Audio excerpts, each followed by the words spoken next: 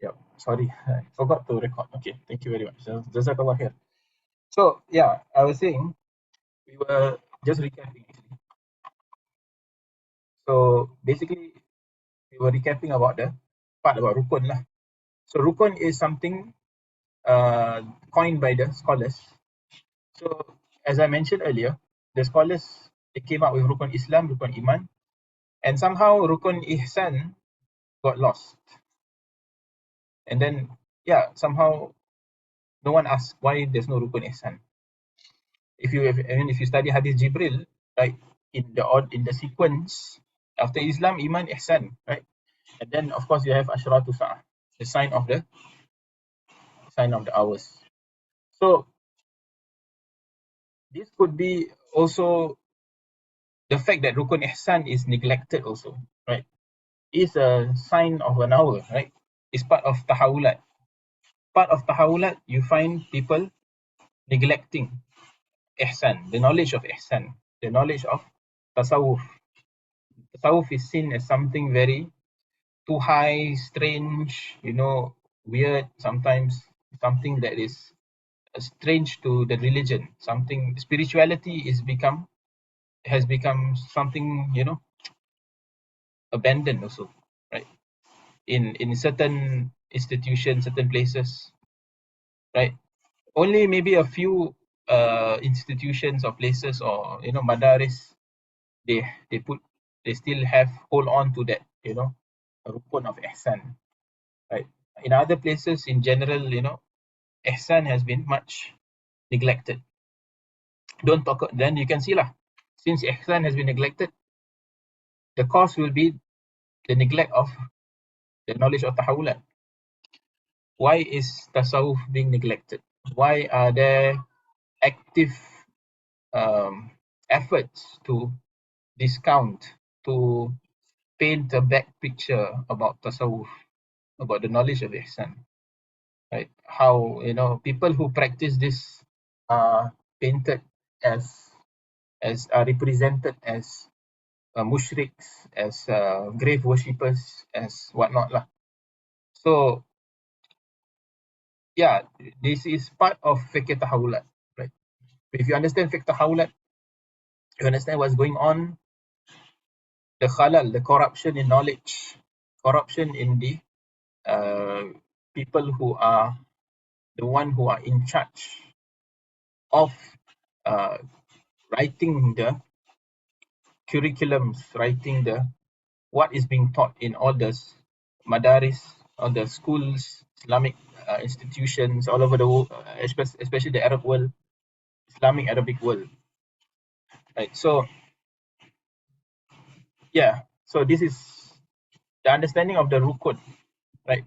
So each of these Islam, Iman, Ihsan, Ashratu Sa'ah has its rukun, right? It has its rukun, and they are Islam, Iman, Ihsan, Alamatu Sa'ah, they are rukun. They themselves are rukun, meaning essential, integrals, very important part of the deen, right? So we went through this part here, which I'm showing on the screen, about the difference of opinion about what actually means, what actually is the rukun lah.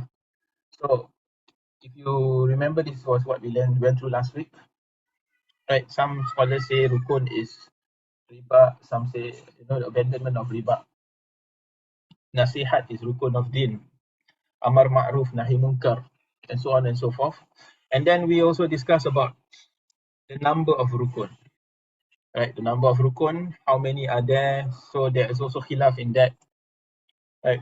How many rukun are there based on each scholar punya their own ijtihad lah, their own ijtihad.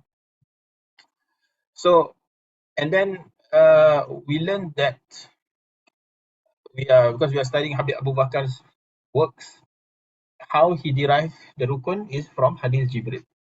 And Hadith Jibril, as we know, is a very strong dalil, right? It's a very strong dalil because of it being a hadith which is mutawatir, right? So because of that, it is a very you cannot take this lightly lah. You cannot just say, okay lah, never mind, I just stick to my belief that, there's 3 rukun.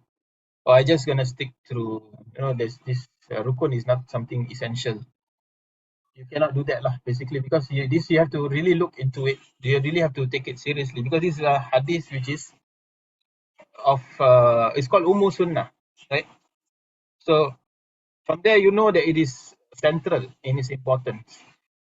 You cannot just ignore it. You cannot just pass over it.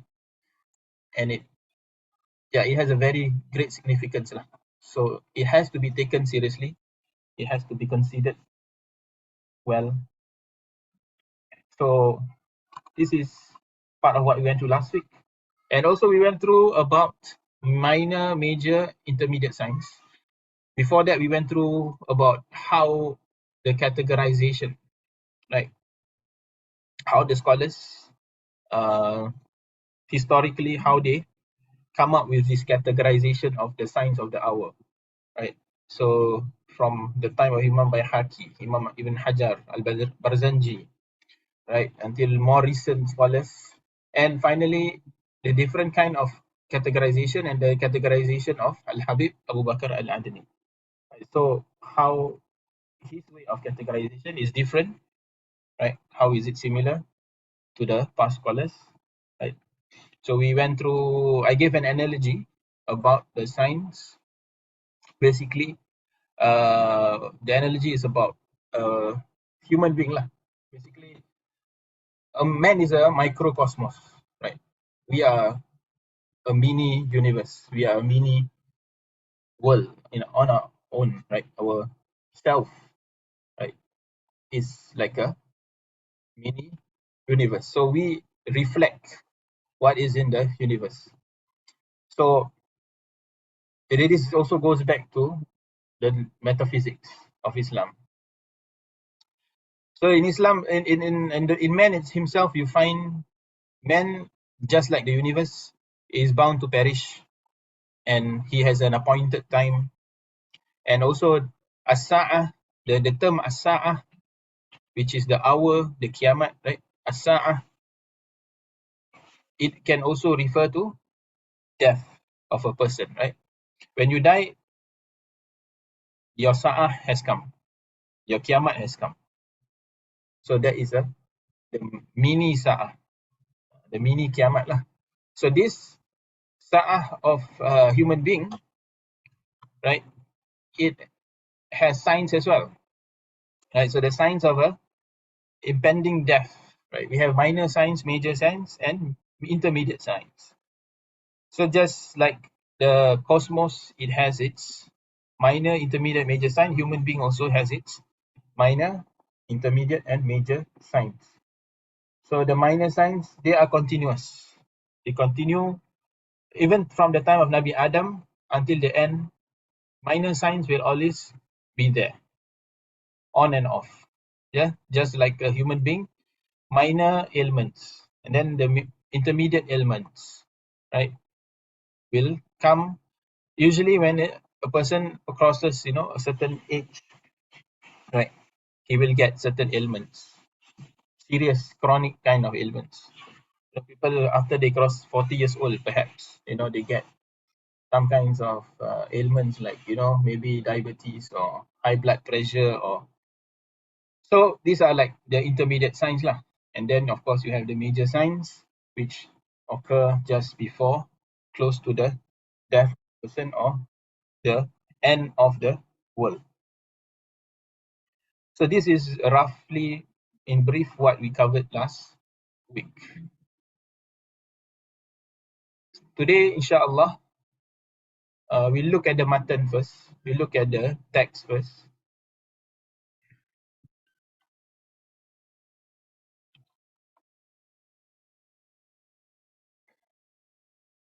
So, yeah, this is the lesson for today.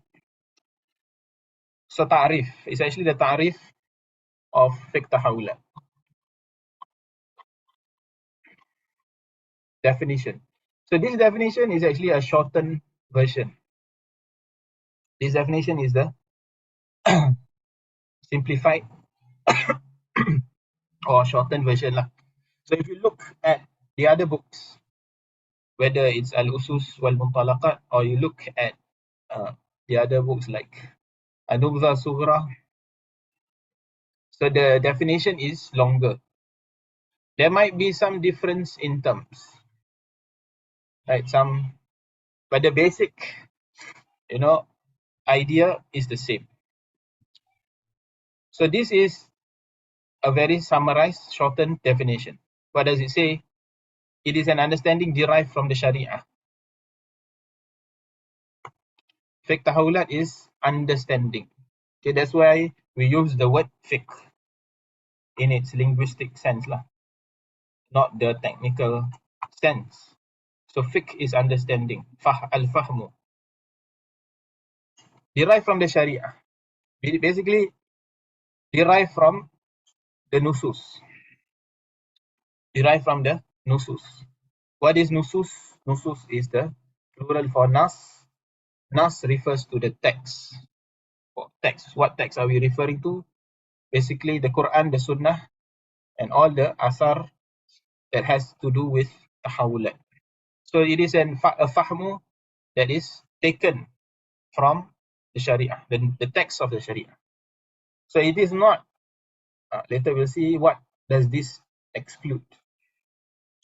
Based on changes and its causes for the cosmos, human life, inventions, new products of negative and positive knowledge. Regarding, is a understanding regarding changes. This translation, it's a bit, it can be better lah. So changes meaning tahawulat lah, mutaghayyirat, all the changes, all the phenomena, all the vicissitudes, all these things that emerge, right, as time goes on. And its causes, what causes these things? Whether it is in the cosmos, is a natural thing that happens in the, maybe emergence of some comet, or some landslide or volcanic eruption or whatever, that is ashrat al-kawniyah, right, signs which are as cosmological. And human life, right? When we say human life, it refers to all the aspects of human life: social, economic, political, and technological, entertainment, in all kinds of, all the different dimensions, all the different aspects, all the different aspects of human life, including the inventions. All inventions is an aspect of human life. So this is yu'ataf khas al So invention is a part of the technological discovery. New products, newly arrived or newly discovered knowledge, human knowledge that comes from human effort, right? Whether it is in science, social science, natural science, whatever, right? So all this becomes under the purview, under the scope of Fiqh Tahawwulat. Let's look at the slide. I have not shared yet.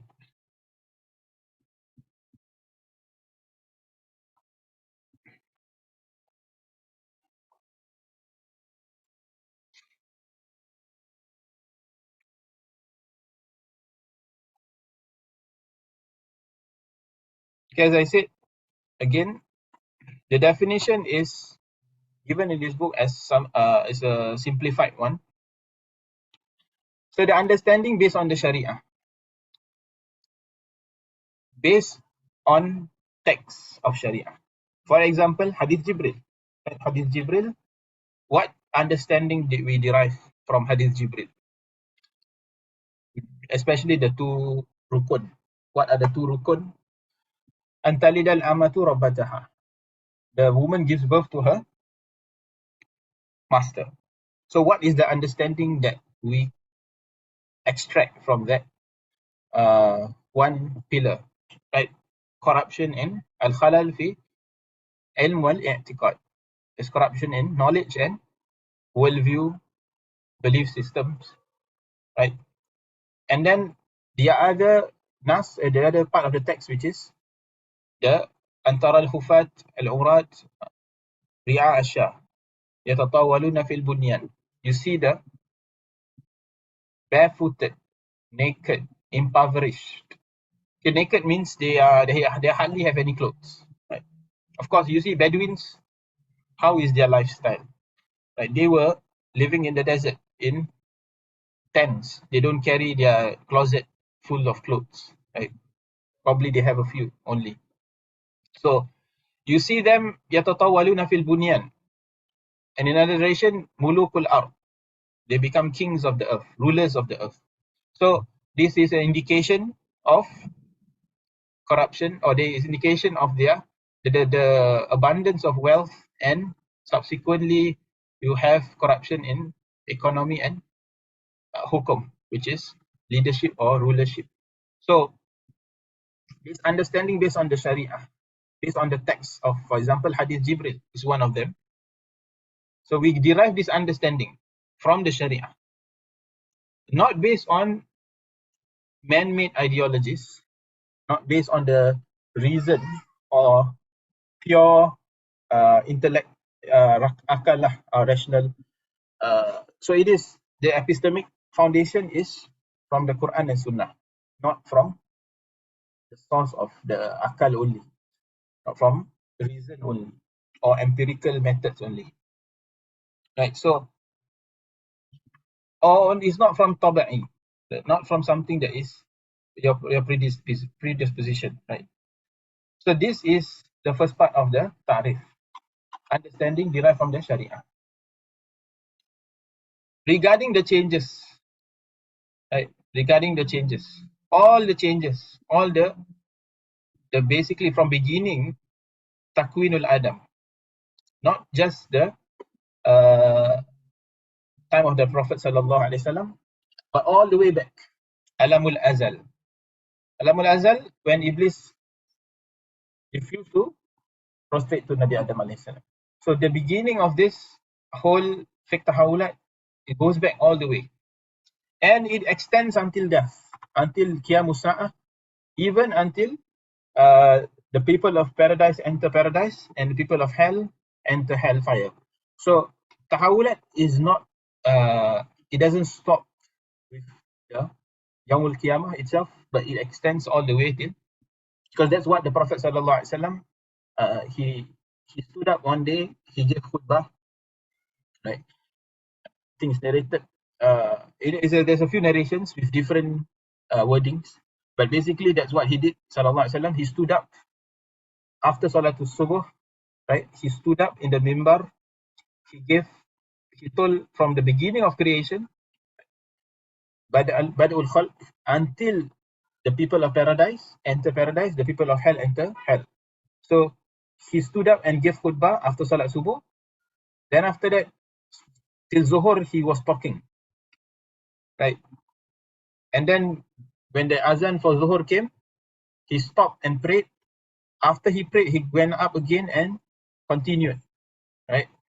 And then he continued from Zuhur to Asar.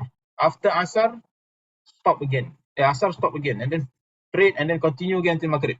So he told everything that will happen, that has happened and will happen. So basically the whole human narrative, the story of Adam and his progeny, right? So this is the time scope or the scope of Tahawulat, right? What it covers. So alamul amad, alamul abad, alamul khulud, meaning khulud all the way till the people of paradise enter paradise. So there is some, this part we'll go through maybe one day when we go through the bigger text to avoid confusion. This is just some slight differences in the terms that are used in some of the books. So this gives you an idea of the framework, right, that Habib Abu Bakar has came up with. Is a whole structural framework for this knowledge, right? So when you start from this, you can go to all the branches of this knowledge, right? So we have covered the first two, right? The woman gives birth to her master, and the barefooted naked poor shepherd competes in building tall buildings. So these two rukun we have covered, and then we have covered the divisions: minor signs, intermediate signs, major signs, which come under the pillars. So today we are going further into it, the five ulum, five sciences or five knowledge or of the Tahawwulat, and these are the five basically. First is the knowledge of nullifiers, fiqh nawaqid, naqa'id, fitan wa mudillatil fitan, wa asbabul wiqayah minha. So this is the first science. So we have seen this in the first lesson also, if you remember, under the Mabadi Asharah, right? So let's go into the first science lah. The first science fiqh nawaqid wa naqa'id. So in this, there are a few terms: nawaqid, naqa'id, fitan, mudillatiha, asbabul wiqayah. So in the book, right, it's down here.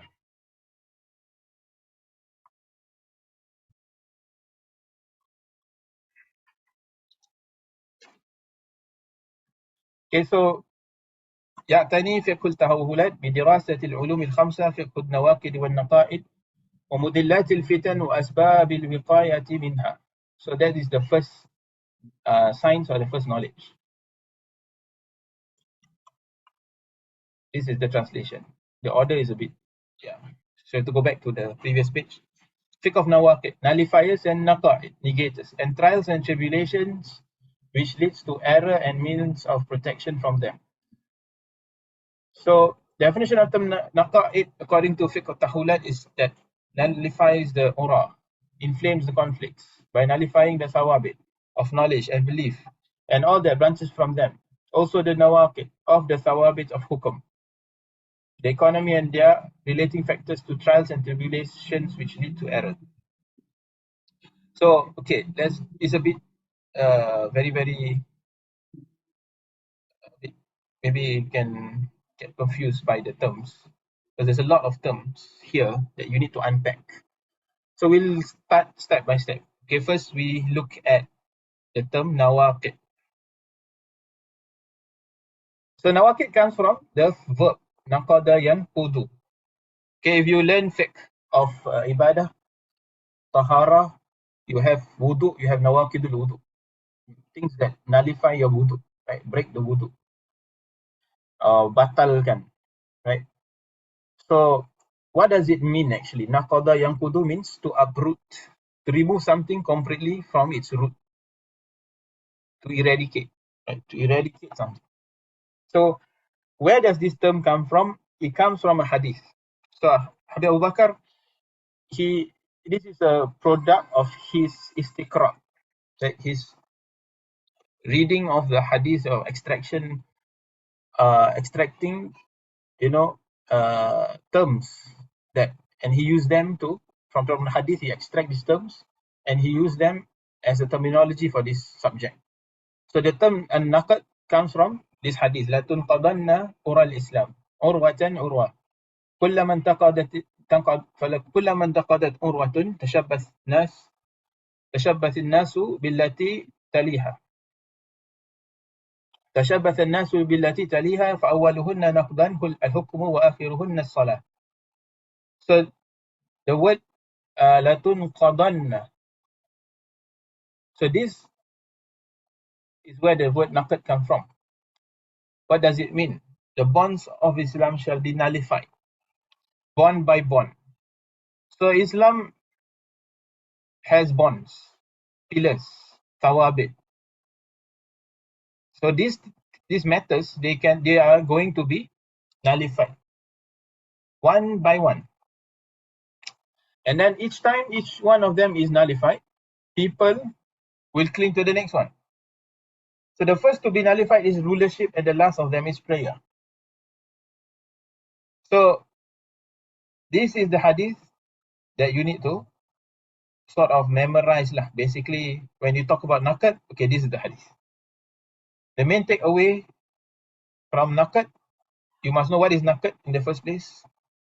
What is the hadith that we got nakat from? What it actually entails, right? So what does it mean? It's a breaking of the sawabit. It's a removal of aspects of religion from the public life, right? From being put into practice. Or if it is practice, it is practice in a way that is not devoid of its spirit, for example. Right, so al-ura. Al-ura is another term.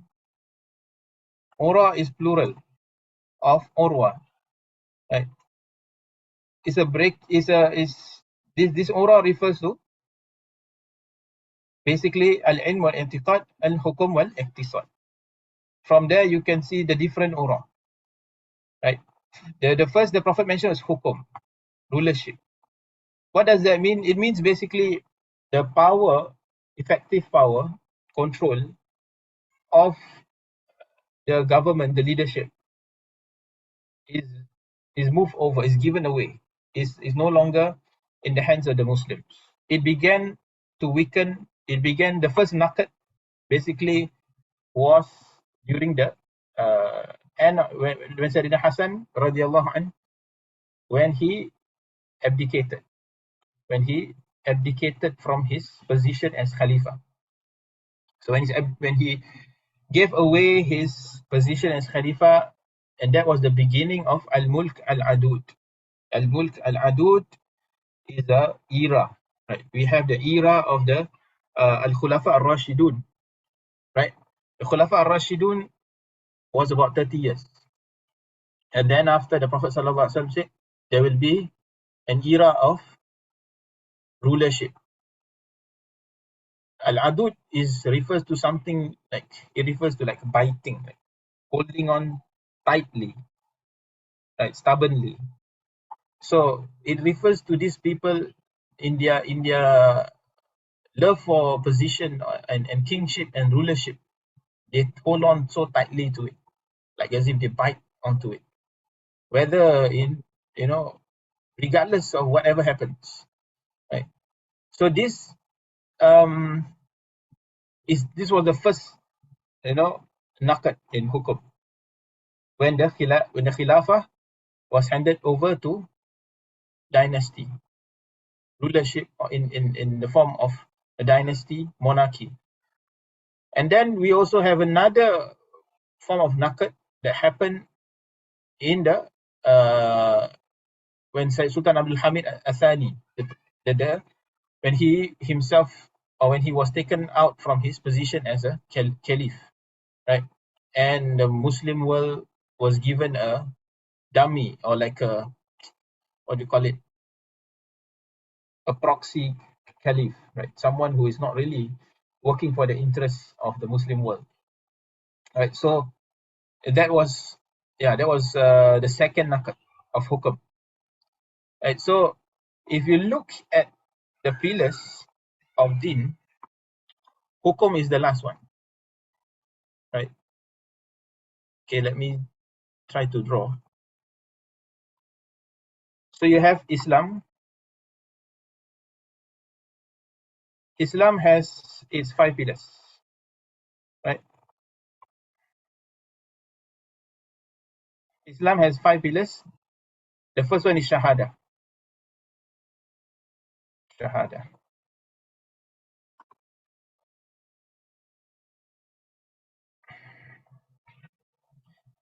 The last, right, is Hajj. And then you look at Iman, it has 6,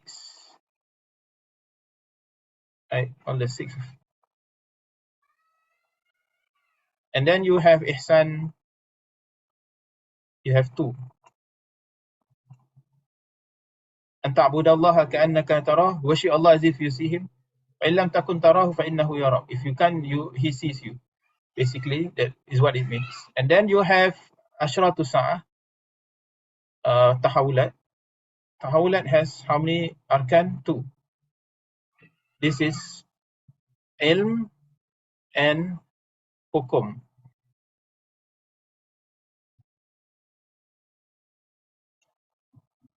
Where is salat? Salat is here. So this was an observation by one of the students of Habib Abu Bakr, in which he says that if you look at the sequence of the nakad, right, where does it begin and where does it end? Awwaluhunna naqdan al-hukmu. So hukum, right? Hukum is the second of the rukun. The shepherd competing to build tall buildings. So the first to go is the hukum, and the last to go is salat. So that means it's moving in that way. And what is left? And in the end, what is left? Shahada, right? What will people at the end of times? The thing that people will remember will be the shahada. There will be a generation who will no longer pray, and they will say, "We remembered our parents talking about la ilaha illallah, but we don't know what it actually entails." So this is a narration you can find in the books of Ashratu Sa'an, the sign of the hours. You can see towards the end of time. This is probably after the time of Wallahu alam. It could be after, it could be after the time of Nabi Isa. So this is the people will not have they will no longer have salat, no more salat, no more hajj, no more nothing, right? The only thing that is left is the shahada. And then there's another version, there's another narration that says, this hour shall not happen except when there's no one who says Allah on earth, right? No one says Allah on earth. Right? And it will happen on the most evilest, most vilest of creation. So this is an interesting observation, the nakad of the oral Islam, from the hukum all the way to salat. Any questions so far? Saya Pak Ustaz, actually I do have a question. Earlier in the previous lessons, you mentioned that some events can repeat.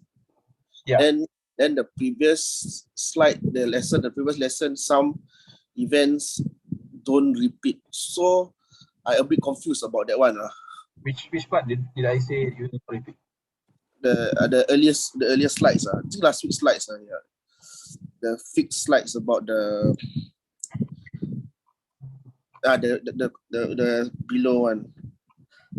Do not repeat except for the images of Khawarij. I think the first this is intermediate science. Intermediate. Okay. Because about you made then the minor science. Yeah, minor science you repeat. Okay, I get it. Thank you, Ustaz. Yeah. Okay, so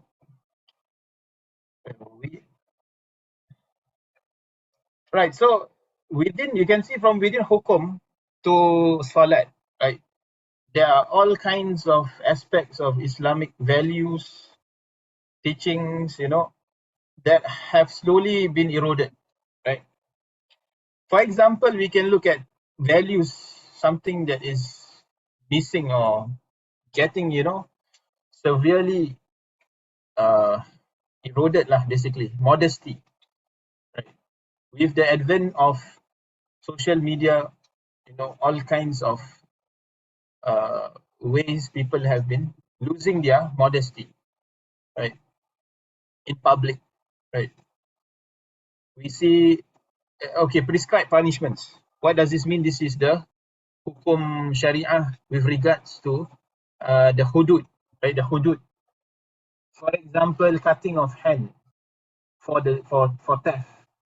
Cutting of hand for theft, you have the whipping, you have the whipping for the adulterer who are not married, and those who are married, the stoning, and all this hukum hudud, they are being attacked, this naked, right?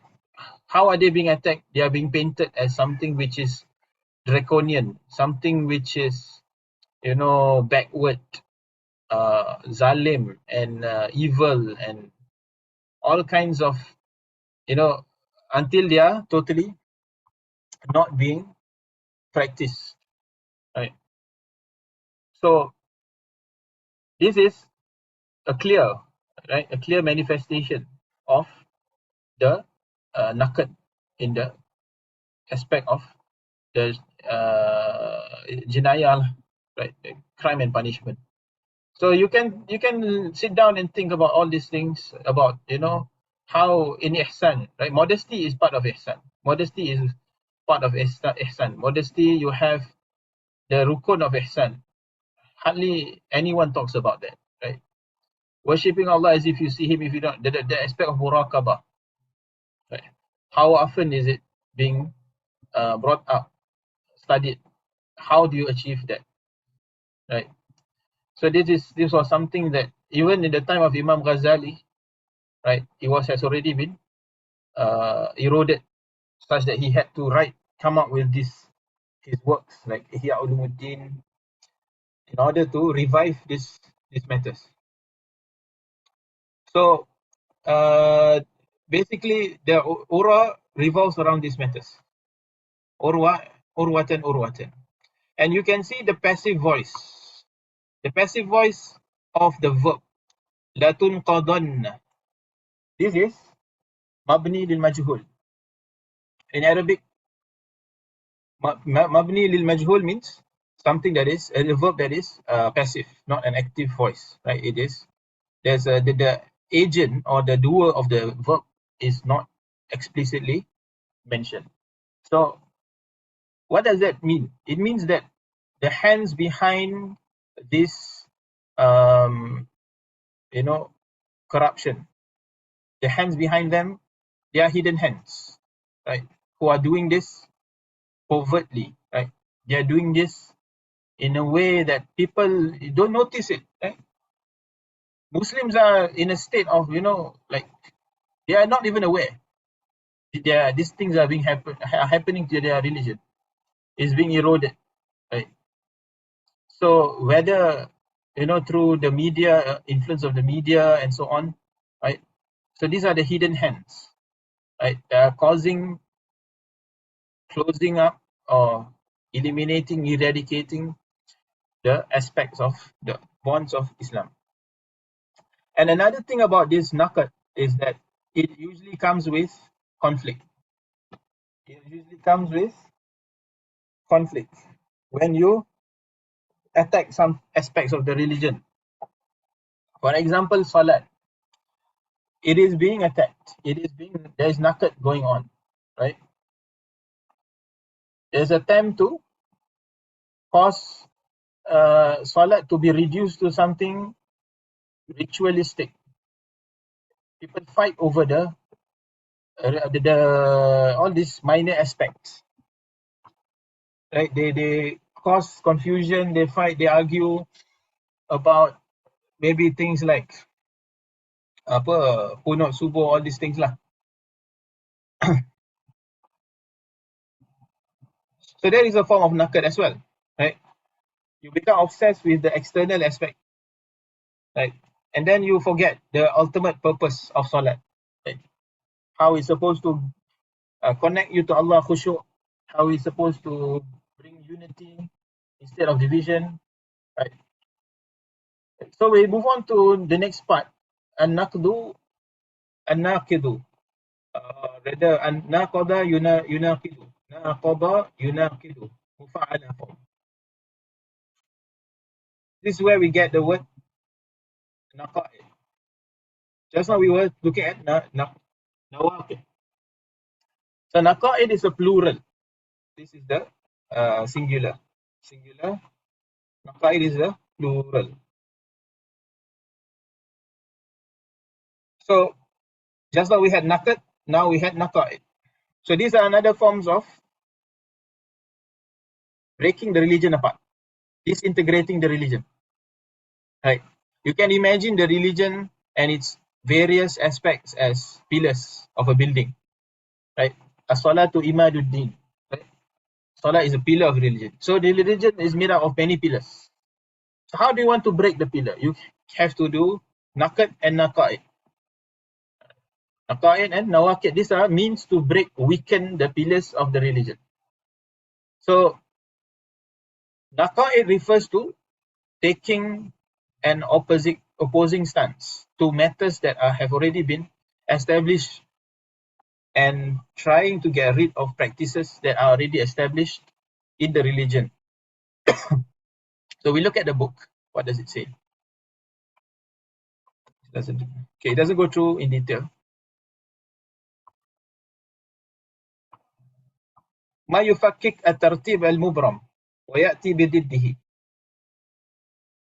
So someone comes up with something new, a new approach or a new mazhab or a new sect, or in order to oppose the prevalent practice, right? The prevalent practice, to oppose it, to break it up, causing conflict, especially causing conflict. So conflict is a form of fitna, right? You cause people to fight and argue and engage in disputation. So, for example, matters like people gathering to recite Quran, people performing kunut, people, this kind of matters. You have a country, for example, who practice a particular madhab, and someone comes along and, brings another mazhab, brings another point of view, but not in a respectful way, but in a way that causes conflict and confusion and distrust and all kinds of tension. So this is what is referred to as naqa'id. And it can also refer to not just aspects of ibadah, but aspects of religion, such as, or other aspects. For example, you talk about marriage, right? The prevalent or the normal kind of marriage is a marriage between a man and a woman, isn't it? And then someone comes along and brings a new idea, a new concept, a new of marriage between same gender, right? So that is muqabil. It is something that is opposing stance, opposing view, opposing. So it doesn't seek to remove uh, different, normal marriage, but it seeks to oppose it. It seeks to bring something that is not غير مألوف, not common, not familiar, something that is out of this the proper teachings of the religion. So in the end, you cause dissension. You cause people to break into different camps, and this is the natija. The result is what is mentioned in this hadith, right? There will come a time when an honest person is not trusted. A liar is considered honest. A trustworthy person is deemed a traitor, and a traitor is considered trustworthy. Someone will give testimony without being asked. Someone will swear an oath without being requested. And the happiest person in the world at that time will be the most ignorant, Luka' bin Luka', who does not believe in Allah and His Message. So this is the end result. When you have all this naqa'id coming into a particular society, right? You get tribalism. People, someone is honest, but you deny him. You deny him. You say he's not telling the truth, even though you know he's telling the truth. Right? And the person who's lying, you support him. So this is tribalism. It's tribalism, fanaticism, tribalism, right? And it is worse with social media, especially when you have these algorithms working to show you only those you know, when you watch particular videos or subscribe to particular groups, pages, right, you only see one side of a story. You only see your side of the story, your party, your group, your tribe, whatever. And it sort of strengthens or fortifies your view that you are correct. And then sometimes when you hear a statement of truth coming from the opposite party, you still deny it, right? You still deny it. The honest person is not trusted. Liar is considered honest. Someone will give testimony. So there's also jur'ah, al-jur'ah fit fatwa. Al-jur'ah fil fatwa is people become daring to give opinions on religious matters, right? Without the proper qualifications. And this is what is mentioned here. Someone will give testimony without being asked. Someone will swear an oath without being requested, right?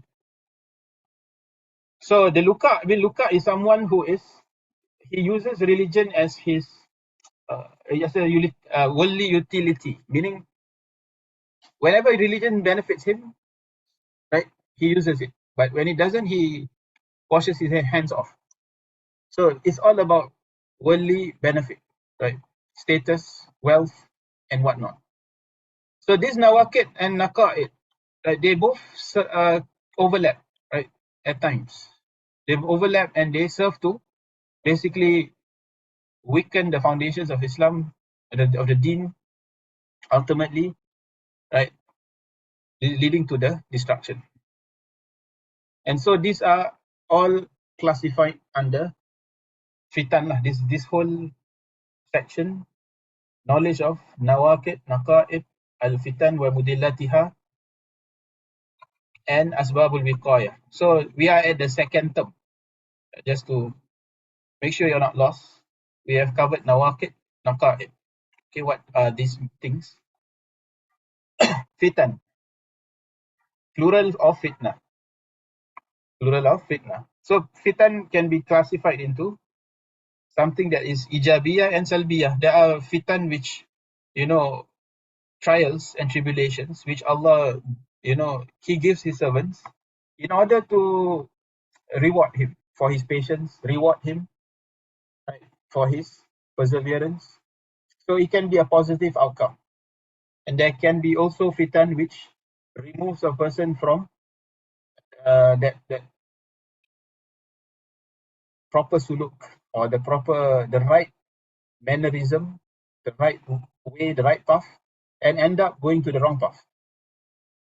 So the general fitnah are those that everyone in their lives they go through, right? The general tribulations, whether in their wealth, in their health, in their children, spouse, right? So this is not really the subject of tahawulat. Uh, so these are general fitan. So it is, for example, in the Quran it is mentioned, وَلَقَدْ فَتَنَّا سُلَيْمَانَ. So this is one example. That verse you can look it up and see what is it about. Now the mudillat fitan. This is what is tahawulat concerned with more, right? Are the kinds of fitnah that causes deviation to people to go totally out of the way that is the right path, right, and end up serving the interest of kufur, shaitan, and dajjal. So Habib Abu Bakar, he likes to highlight this three. He calls them the three allies. Shaitan is an entity. Dajjal is an entity, right? Kufr is the institution. All forms of institutions, organizations, ideas, right? So these three, right? If a particular test, right, that Allah gives you or the community, and it leads to people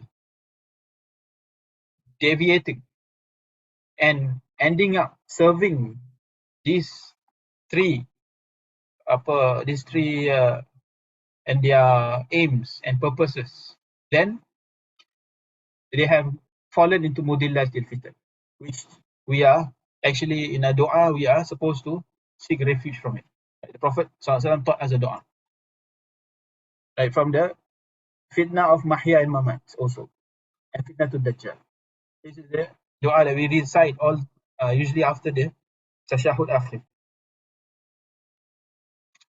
So this also concerns al-ilm, i'tiqad, hukum and iktisad in particular. So whenever there is a fitna in political fitna, right? Whatever emerged after the death of the Prophet ﷺ, right? People breaking up, supporters of the Khulafa and those who support Sayyidina Ali, right? The breaking up into sects, Shia, Sunni, all this. There is a fitna mudillah. Right? Man naja min thalath faqad naja. The Prophet ﷺ said, whoever is saved from three matters will be saved. So he said the first is mauti, my death. Because when the Prophet ﷺ passed away, there was a conflict of, there was some tension, right, between different groups. Who was supposed to be the caliph, right? Who is the, who should be the successor? And then how do people, this is a fitna wherein you have to be careful what you say. Guarding you can see the Sahabat, right? They guard themselves from spilling blood. They guard themselves from their, the evil of the tongue, from saying things that are not, right about people. So, hifzul lisan min al-dham wa hifzul yad min al-dam. These are the two pillars of safety, right? In the times of fitna. So, guarding your tongue from cursing, swearing, or attacking people, and guarding your hands from spilling blood. So, a Muslim is one who others are safe from him, from his hands, from his tongue, right? So, this fitna al-mudillah, you need to know as a means of prevention. What are the fitna al-mudillah? The details of all the types of fitan we will see in the more advanced books, right? All the kinds of fitan. Right? One of the books is Dawair al-Iyadah. He has a list of 12 kinds of fitna. So, inshallah, that one we shall go through that in detail in the when we read that book. So back to our text. Fitan, trials and tribulation which lead to error. This is fitna al-mudillah. And means of protection from them. So the means of protection, asbabul wiqayah. It is mentioned in the book at the last part. You can see means and causes of peace and security. Asbabu salama.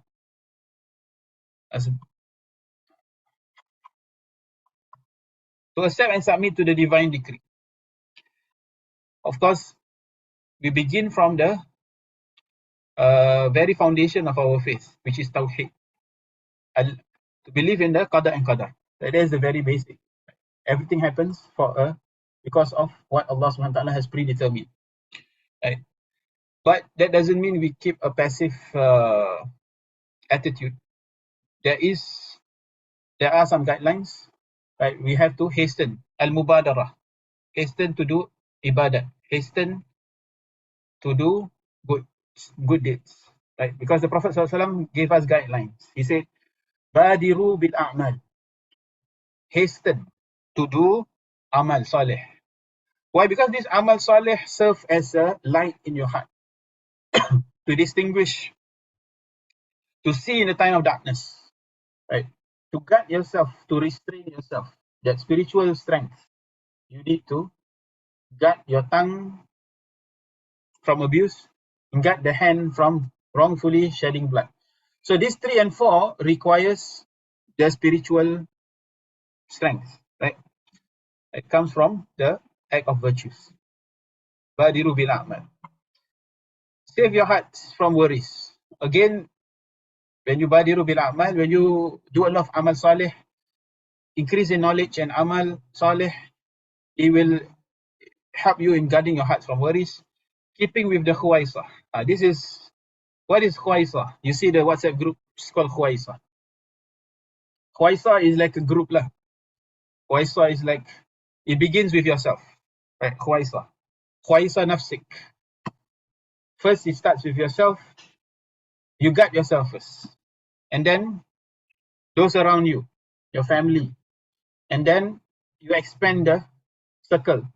So it's like a circle of protection, circle of brotherhood, right? Guarding oneself, isolating, protective community, right? That protects itself from the harmful effects and influence of the fitan. And lastly, calling to Allah with wisdom and goodly exhortation, not abandoning the obligation of doing da'wah, spreading, these teachings, the what we need to know about fitan, how to guard oneself, what we need to practice our religion, and so on and so forth. So I think we'll stop here for today. So we have covered the first science, which is the an-naqa'id an-nawaqid wa asbabul wiqaya min al-fitan. Any questions before we end?